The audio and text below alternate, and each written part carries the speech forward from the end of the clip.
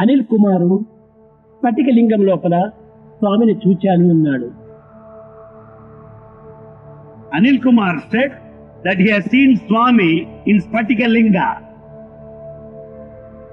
ఎదుటనున్న స్వామిని ఎరుగంగా లేకుండా స్ఫటికలింగమందు